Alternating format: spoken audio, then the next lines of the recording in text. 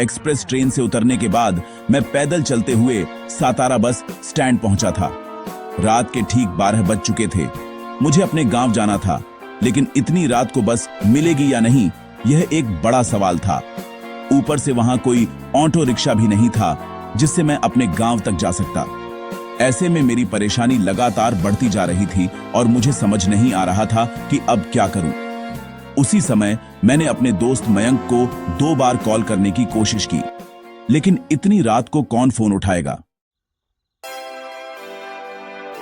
दरअसल मैंने अपने घर वालों के लिए एक सरप्राइज प्लान किया था। करीब 1.5 साल बाद मैं घर लौट रहा था। मेरे हाथ में 2 भारी बैग थे जो बहुत तकलीफ दे रहे थे। अब तक बस स्टैंड पर बैठे बैठे आधा घंटा गुजर चुका था, लेकिन ऐसा लग रहा था जैसे आज कोई भी बस नहीं चल रही हो। इसी बीच मेरी नजर एक और आदमी पर पड़ी जो मेरी तरह ही बस का इंतजार करता दिख रहा था। हैरानी की बात यह थी कि अब तक मुझे वो दिखा ही नहीं था। जैसे ही मैंने उसे देखा, मैं उठा और उसके पास जाकर कहा, अरे भाई, लगता है आज बस नहीं आने वाली, हमें पैदल ही जाना होगा। लेकिन इतनी रात को इस सुनसान सड़क पर पैदल चलना सुरक्षित नहीं है और आपके पास 2 बड़े बैग भी हैं। उसकी बात सुनकर मैं मुस्कुराया और बोला, अरे भैया, किस बात का डर? गांव जैसे इलाकों में चोर डाकू कहां होते हैं। बस इतनी दिक्कत है कि इन बैगों से कंधा दर्द करने लगा है। यहां हर रात 12:30 से 1 बजे के बीच एक ऑटो आता है। कहते हैं कि वह ऑटो वाला जो भी कहो करता है, लेकिन उसके बदले में कुछ चाहता है। यह सुनकर मैं थोड़ा चौंका। सोचा शायद ज्यादा पैसे मांगता होगा। मैं बोला, कोई बात नहीं भाई, पहले ऑटो तो आए, फिर देखा जाएगा। मैं इतना ही बोला था कि वो आदमी चुपचाप अपनी जगह से उठा और दूसरी दिशा में चला गया। मैंने ज्यादा ध्यान नहीं दिया और फिर से अपने फोन में खो गया। इस अंधेरे में मेरा फोन ही मेरा एकमात्र साथी था। तभी अचानक मुझे एक हेडलाइट की रोशनी दिखाई दी। उस रोशनी को देखते ही मेरे दिल में एक नई उम्मीद जागी। मुझे किसी भी तरह उस रोशनी तक पहुंचना था ताकि मैं वाहन को रोककर लिफ्ट मांग सकूं। जैसे जैसे हेडलाइट करीब आती गई, मेरी उत्सुकता के साथ साथ डर भी बढ़ता गया। थोड़ी देर बाद स्पष्ट हो गया कि वह एक ऑटो रिक्शा ही था। मैंने तुरंत हाथ देकर उसे रुकने का इशारा किया। वह ऑटो मेरे पास आकर रुका। उसमें सफेद कपड़े पहने एक आदमी बैठा था, जिसकी उम्र लगभग 40 से 50 साल रही होगी। कहां जाना है? मैंने उसे अपने गांव का पता बताया, जो यहां से करीब 16-17 किलोमीटर दूर था। मैं तुरंत ऑटो में बैठ गया। मुझे लगा कि अब मैं जल्द ही घर पहुंच जाऊंगा, लेकिन मुझे नहीं पता था कि मेरी जिंदगी एक भयानक मोड़ पर जा रही है। वो ऑटो ने धीरे धीरे गति पकड़नी शुरू की। तभी मुझे उस आदमी की याद आई जो बस स्टैंड पर मिला था। अब वह कहीं दिख नहीं रहा था, जैसे वह सिर्फ मुझे यह बताने आया हो कि यहां से एक ऑटो जाता है। तभी मैंने ड्राइवर से पूछा, भाई, आप इतनी रात को सड़क पर क्यों निकलते हो? इतनी रात को कौन सफर करता है? ड्राइवर ने जवाब दिया, यह सड़क ही मेरा घर है। पिछले 10 सालों से मैंने इसे छोड़ा नहीं। उसकी यह अजीब बात सुनकर मुझे लगा कि शायद उसका मानसिक संतुलन ठीक नहीं है। मैंने फोन निकालकर देखा, लेकिन अब फोन में नेटवर्क ही नहीं था। तभी मुझे एहसास हुआ कि कोई मेरी गर्दन के पास सांस ले रहा है। मैंने तुरंत पीछे मुड़कर देखा और जो देखा उससे मेरा दिल दहल गया। वो वही आदमी था जो मुझे ऑटो के बारे में बता रहा था। अब वो मेरे पीछे बैठा था। भाई, आप तो ऑटो में बैठे ही नहीं थे, फिर अचानक यहां कैसे आ गए?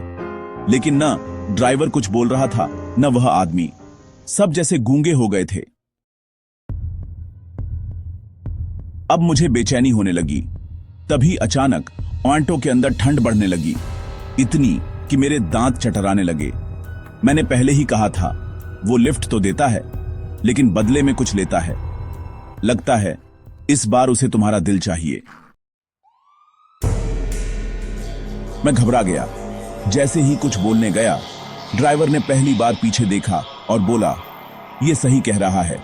उसका चेहरा अब इंसान का नहीं रहा था, वह एक राक्षस की तरह दिख रहा था। मुझे इतना डर लगा कि मैं चीख भी नहीं सका। अचानक मुझे ऐसा लगा जैसे किसी ने मेरे सिर पर जोरदार वार किया हो, लेकिन कोई दर्द नहीं हुआ। कुछ देर बाद जब मुझे होश आया, मैं अब भी उसी ऑटो में था। ऑटो अब एक अजीब अनजाने रास्ते पर धीमे चल रहा था, जहां दोनों ओर गहरी खाइयां थीं। अब तो ऑटो से कूदने की हिम्मत भी नहीं थी, गिरता तो सीधा खाई में। भाई, तुम्हें कहां छोड़ना है? तुमने बताया ही नहीं। ऑटो एक जगह रुक गई। मैं जल्दी से उतर गया। देखा तो जहां कुछ देर पहले खाई थी, वहां अब कुछ भी नहीं था। तू है कौन और मुझसे क्या चाहता है? मुझे वही चाहिए जो थोड़ी देर पहले चाहिए था, तुम्हारी मौत। अब मुझे यकीन हो गया कि यह सपना नहीं, सच था। मैं वहां से पागलों की तरह भागने लगा। रास्ता सुनसान था, दोनों ओर सागवान के ऊंचे पेड़। तभी मुझे एक चबूतरा दिखा, वही जहां मैं कुछ साल पहले दोस्तों के साथ ताश खेलता था। अब मुझे एहसास हुआ कि मैं अपने गांव के रास्ते पर ही था। तभी एक ऑटो फिर तेजी से पास से गुजरा और सामने रुक गया। मुझे लगा अब कुछ बड़ा होने वाला है। मैंने डर के मारे कुछ पत्थर उठाए और ऑटो पर फेंकने लगा, सोचकर कि आवाज सुनकर गांव वाले आ जाए। थोड़ी देर बाद चबूतरे की ओर से दो लोग दौड़ते हुए आते दिखे। मुझे देखकर वो पहले डर गए, लेकिन जब मैंने खुद को बताया तो पहचान गए और मुझे घर पहुंचाया।